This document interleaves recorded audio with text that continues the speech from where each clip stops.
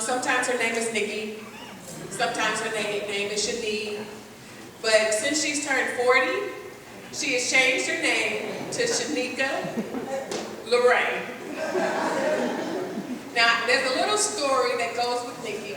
And Nikki was one of my first interns with the Los Angeles Urban League, and we figured it out yesterday, it's a little more than 20 years ago. And she worked with me, and I watched her. She does an awesome job. No matter what she puts her hands to, she just does an awesome job. But in this last year or so, I've had an ear to hear what God is doing in Nikki's life. She did not, I don't think she really had anybody really to tell. And she knew that if she told me that nobody else would find out. And God took her to a mountaintop experience. And all I could do is experience it with her. And a little jealous that I wasn't there too. We used to have mountaintop experiences all the time as believers. We would go to retreats and we would hear the voice of God and we would see God move. And then we come back down the hill and we're able to be empowered to the work that God has called us to do. But oh, in the church today, there's so much stuff. There's so much forgetfulness about what God has done for us and where He's brought you from. We want to get caught up in all the little stuff of life. You know, why you didn't speak, why you didn't do this, why you didn't do that. And survivors, the big one that I hear from you is, how come nobody's taking care of me? But you have to remember that while everybody else is off at school and at work and doing what they do, you're the only one at home thinking about what everybody else is not doing. But that's all you have time to think about. But I encourage you as a survivor, get up, step back, and watch God move and do something for somebody else. Because the gift that He has poured into Shanika Lorraine is an awesome gift. Today is the first day for her to be a public speaker. She's never done that before. But what makes Shanika Lorraine so special to me is while we were growing up, Charles for a short haircut. Come on, Miss Rhonda, let me cut your hair. And I'm like, no, I don't do this haircut thing. But when I was diagnosed, Nikki, it's time to cut my hair. And she was able to do that for me. So I present to you, Shanika Lorraine.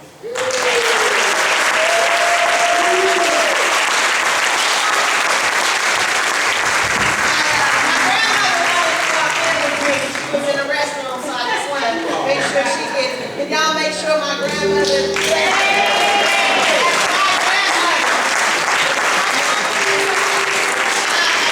I just thank you, Miss Rhonda, and I'd like for my mother and my father to please stand as I approach the stage. I think it's important to have those two individuals. At least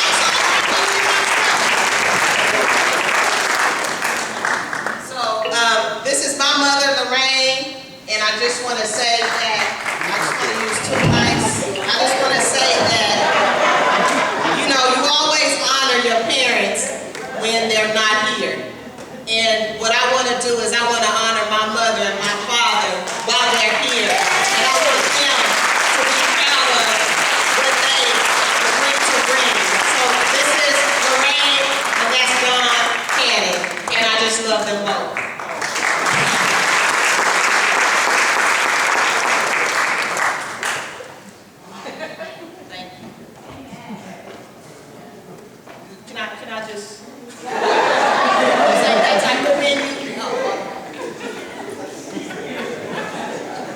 Thank you, I love you.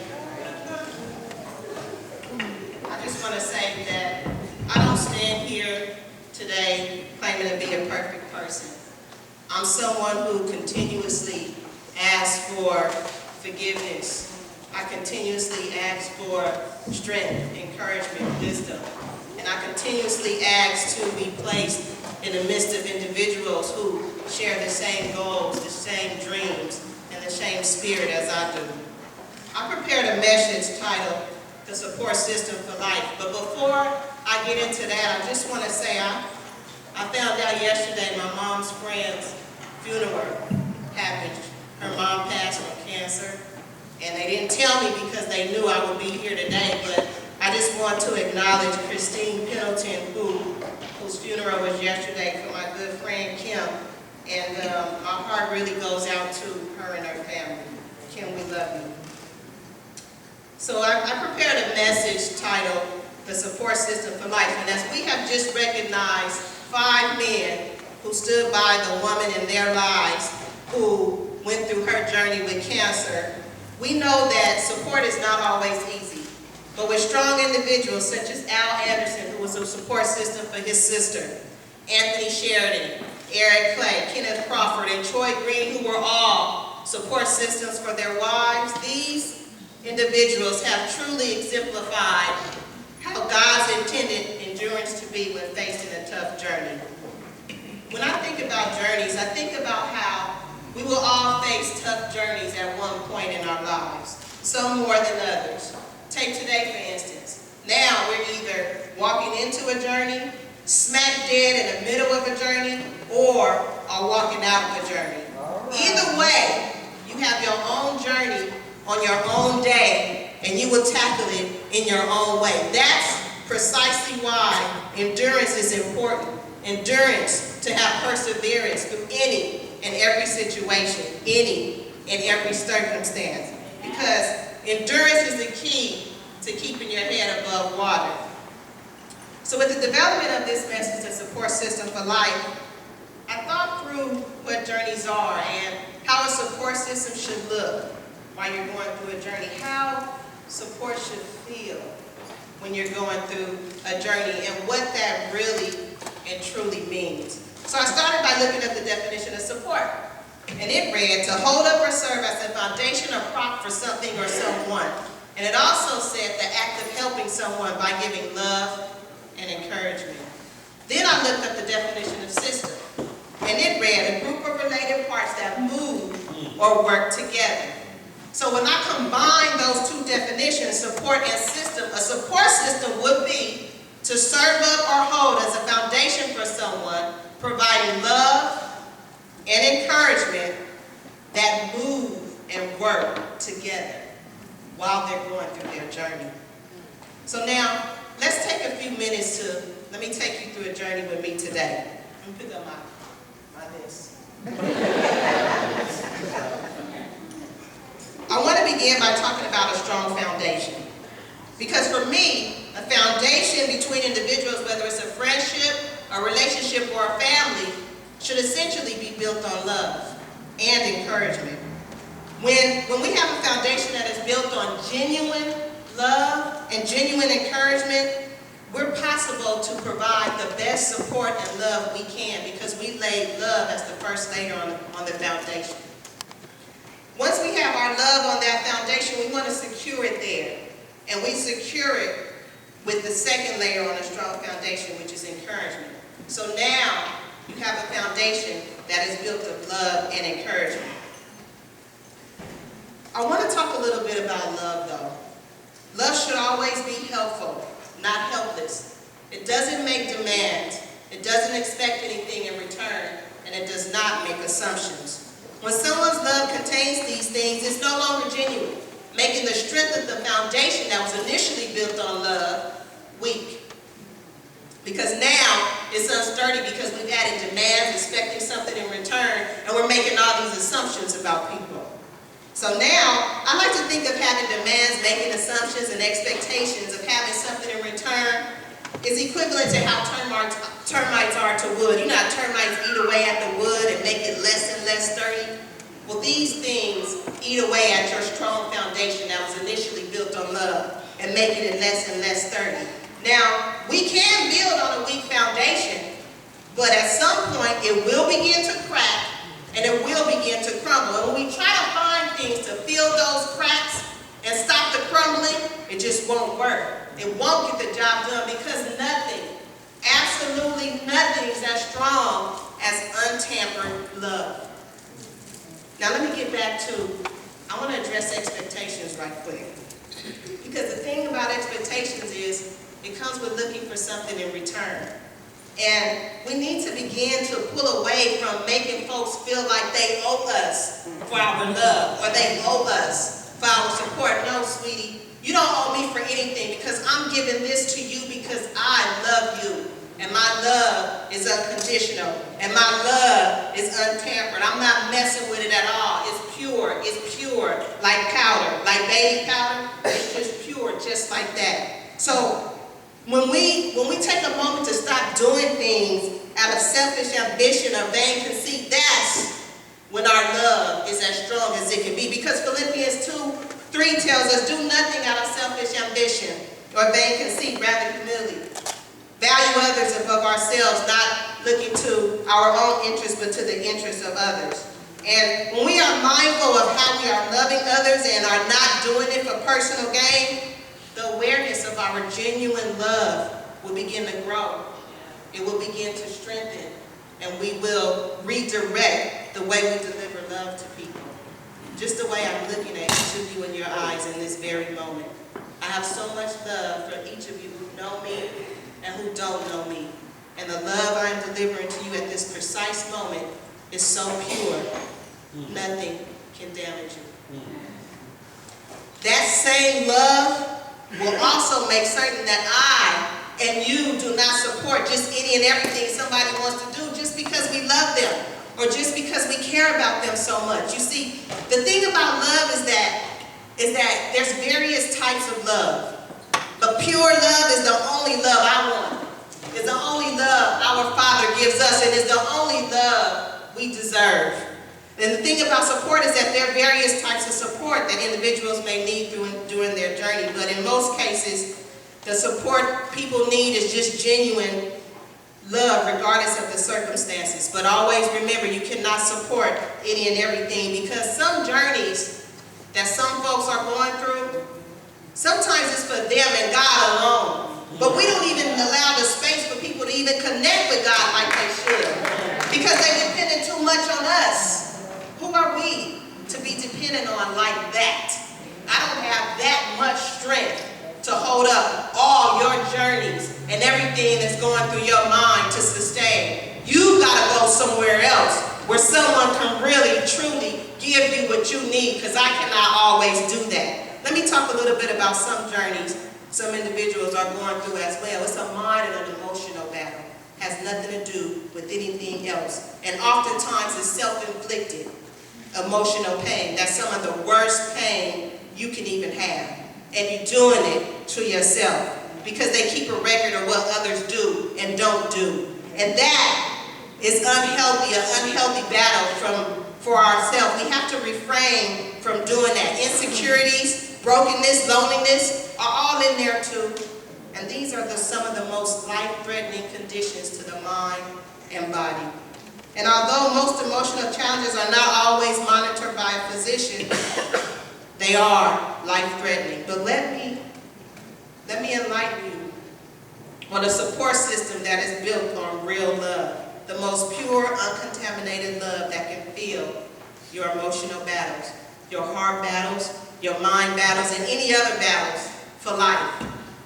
It's about making a commitment to grow in God, seeking Him to mature your love, your joy, your patience, your tolerance. You know, there's 9 extraordinary fruits. Y'all know about those fruit? It's 9 extraordinary fruit. The doctors say eat your fruits and vegetables, but the prescription in Galatians 5:22-23. Begin to fill yourselves up with the fruits of the Spirit, the best fruit there is. There's love, joy, peace, tolerance, kindness, goodness, faithfulness, gentleness, and self-control. And unlike other fruit, these powerful fruits, no rain, no drought, no storm, no mosquitoes, nothing can affect them. They will forever be effective. We have a support system for life with these fruits on hand. This extraordinary support system can hear and feel your heart like no other, can reach deep down inside to touch your heart and seal all those cracks with the most tender touch possible. This support system I speak of can hear your tear softly run down your face. He'll never leave you.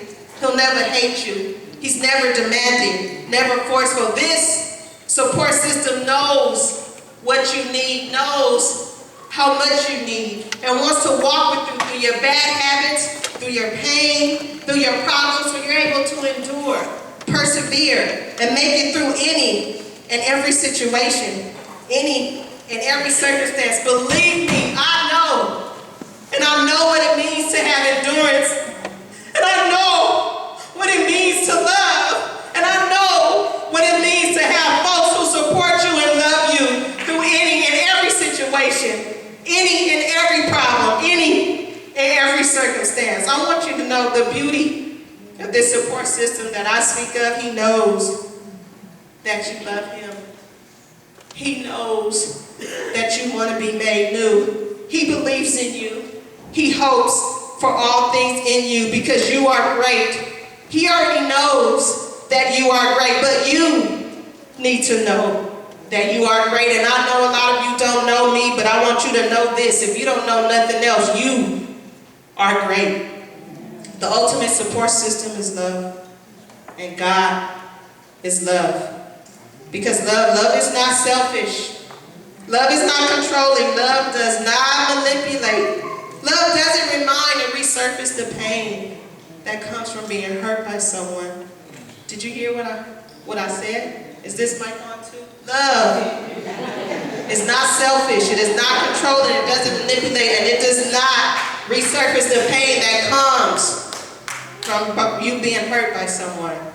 But true love can bring tears and heartache, though, because making decisions based on love can be tough sometimes and can end up in tears. But don't be afraid of that. Just have faith, hope, love, and a genuine heart. And don't be afraid to make decisions based on love, because what it will do, it did what it did to me. It matured me. It grew me. It made me stronger. And it made me wiser. The final thing I want to say is what we've done to love. You know, what we've done to love is we took out the key elements of what love really and truly is, and we replaced it with all these things that just doesn't make sense. And what happens is we begin to believe those things. And love is so bruised and love is so damaged that we don't even know what it looks like anymore. And we certainly don't know what it feels like anymore. So now it is time to bring back real love and what love really, really means. And let me just touch bases on trials that we encounter. And I'm almost done. The inevitable is that we will all have encounters that we will face that will challenge us, some more than others. But those trials are just vehicles to help you grow in him. If you allow the pain of your trials to do its work, then that's what it will do. It will grow and it will mature you. If you don't allow the pain of your trials to grow and mature us, then how can we support someone, or how can we even give them genuine love? And let me just talk about feelings and emotions, and I'm almost done. Oftentimes, we mix the two together. We blend our feelings and our emotions. But emotions, they run deep down inside us. Feelings, they're on the surface and they change from day to day. I like you today and I don't like you tomorrow. But what happens is when we mix the two together, it messes up the true intention of love. But if we begin to open our hearts and quiet our minds, we can press forward with our reach for him to move us to truly loving one another without conditions. Because remember, what happens to you is not as important as how you respond or how you react to what has happened to you. What's important is that you don't look like what has happened to you. Did y'all, is this right? What has happened to you is not as important as how you respond or how you react to what has happened to you. What's important is that you don't look like what has happened to you.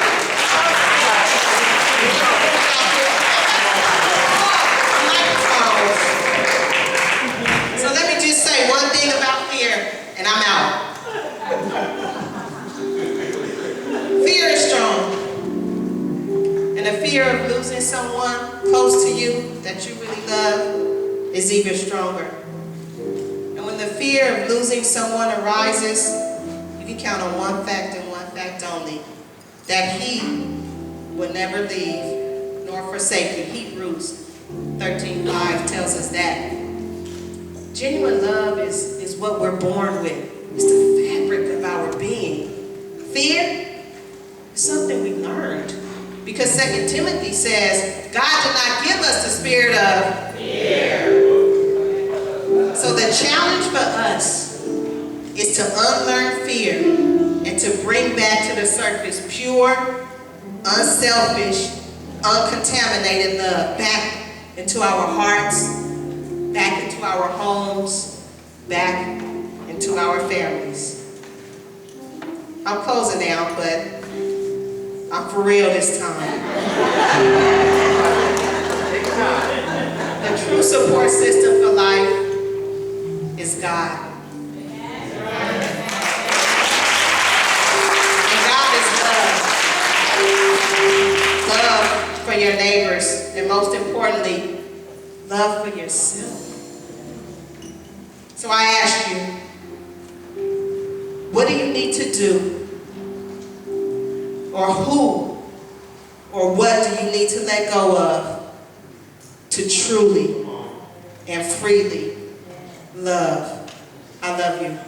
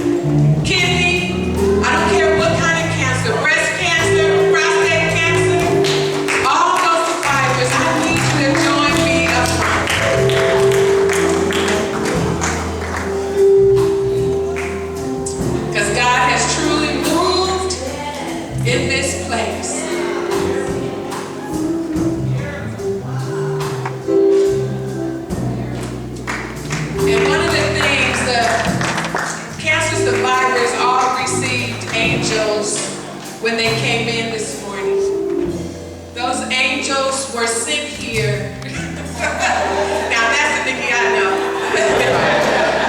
The angels were sent here from Beaumont, Texas, from a lady by the name of Angela. She is known as the Angel Lady.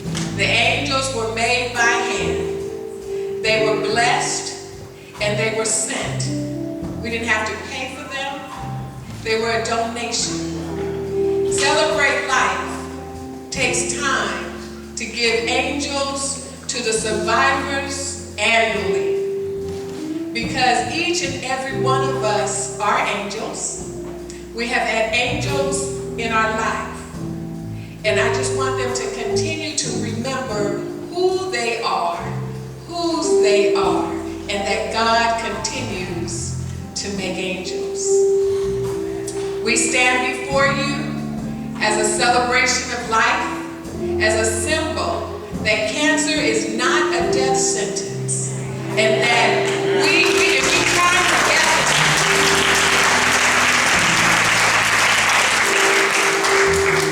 you know, the only thing I asked God to do today was show up. My prayer list was so short for the day, just show up. And I think He did. As we look at all this life, that stands with me. And while there are some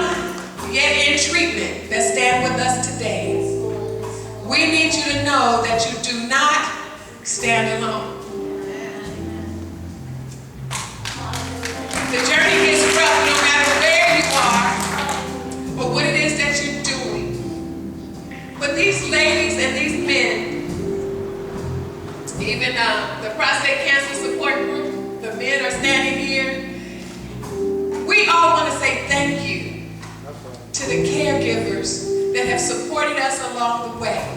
We could not have gotten here without you and the support that you provided. And what you've done might have been real simple. You might have just been there. You might not have said a word, but you thought about us. You came to see about us. You sent up a prayer. You brought us food. You cleaned our clothes. You held our hand. You wiped our head. You did so many things that just helped the journey to be tolerable in the midst of a challenge. But we thank God above for all that He has done for us all. God bless you.